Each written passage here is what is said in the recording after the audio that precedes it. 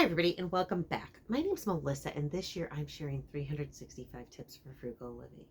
So today's tip is to quit smoking. Now, I am guessing that the vast majority of my viewers have already quit smoking, mainly because that's the quickest way to save money. But I was a smoker for years. I quit. They were around $5-ish a pack, $4 or $5. I think I paid like $40 a carton. When I started smoking, they were like a buck something, like, I don't know, $16 a carton. And I was just, who can afford to pay that? And there's health and blah blah blah blah blah. But now they're like $10 to $15 a pack. So there's people out there buying name brand cigarettes, spending as much on one pack as I did on a whole carton. And that's a lot of money. So if you smoke one $10 pack a day, that's $3,650 you're spending a year. And most people who smoke about a pack a day. I mean, I do know some people who smoke like 5 to 10 cigarettes a day, but they're not the common folk people. Most of them smoke. And I mean, it kills me when people are like, I'm so broke. You just spent $70 on cigarettes this week. And I mean, quitting is hard. I actually recommend quitting cold turkey. So when I initially quit, I went to vaping, and this was years ago. This was like 13, 14 years ago or so. It was 15ish years ago. 14 years ago. It was 14 years ago in January. I went to vaping, and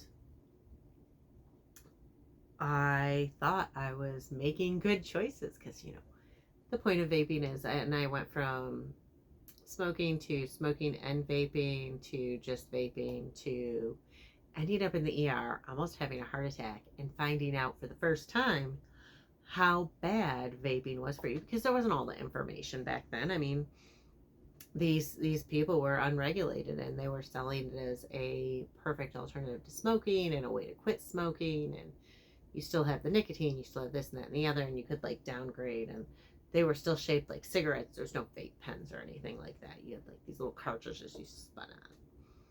And so then I was like, oh crap. So then I had to quit cold turkey, and I still went through like withdrawals and stuff. It was horrible because I was vaping so much, because your most efficient way to get nicotine is actually through smoking tobacco. And the second is snuff or chew. I can't remember. But things like those vape pens are not as effective. So you need to consume more to have your body register the same effect. And so, on top of vaping just being bad in general for you, you now have the fact that you have to consume more nicotine to get the same effect as you would from a cigarette. Now, I'm not saying smoke again, I'm saying quit all of them. But when I did quit cold turkey, I found this website, and I'll see if I can find it online and link it and, toss it up there. But I went through, and it helped because it said that after this many hours, this is what's happening in your body. After this many days, this is what's happening. And so knowing what was going on in my body and being able to relate to it, for me, I'm very much so a facts person. I mean, I'm the girl who figured out how many pounds in a dozen eggs. Um, I really think it's just that Aldi has incredibly tiny eggs, because that's the eggs I had, and I measured ones from Kroger, and they were almost 2 ounces. It was like 2 and 1.8 versus 1.75. But I digress. But for me, having that information helped. And it did explain that the best way, the easiest way, the most effective way to quit smoking is cold turkey. It's better than gum, better than the patches, better than any of it. And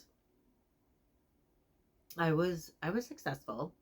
I had quit vaping, and that was hard, but because I still had the cravings just like when I quit smoking. And that's the problem, is if you go to another smoking cessation like the nicotine gum or the patch or vaping or something, you're still consuming nicotine. And so I'm sorry, they also had information on there about what nicotine does, and about, the guy who lost limbs because of some sort of a reaction to the nicotine, and like it clamped off his blood vessels and stuff. So I understand smoking is addictive, and I understand that you want your nicotine. I'm not saying you don't want it. This is not even just a health thing. I mean, obviously, yes, smoking is not good for you. Let me go on record as saying that. Like 100%, I'm not saying smoking is healthy in any way. Smoking is bad, vaping is bad. It's all bad for you. But my point isn't necessarily just that it's bad for you. It's that it's expensive. The gums are expensive. The vape is expensive. All of it is expensive. So take some time off, your weekend, whatever. Be a miserable bastard and just quit smoking. And tell the people around you, like, tell your spouse, your kids, your parents, whoever you live with, whoever you're around, and don't plan on going out because you're going to be cranky. Obviously, it's a challenge, but if you are smoking and you want to be frugal, quit cold turkey. Just you can do it. I quit. I haven't had a cigarette since 2011, and I haven't vaped since 2012. So I did it. You can do it. I was super addicted. I was like a pack or two a day. And I had stress.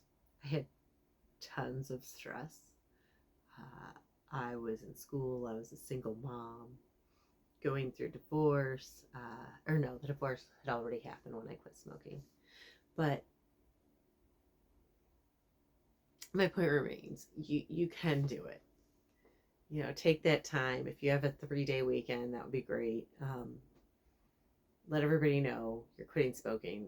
And if somebody you know is quitting smoking, be supportive. If they yell at you, just walk away and give them space. Anyways, again, my name's Melissa, and this year I'm sharing 365 tips for frugal living. Today's tip is, if you smoke, quit. Anyways, if you want to hear more, please hit like and subscribe, and I'll see y'all tomorrow.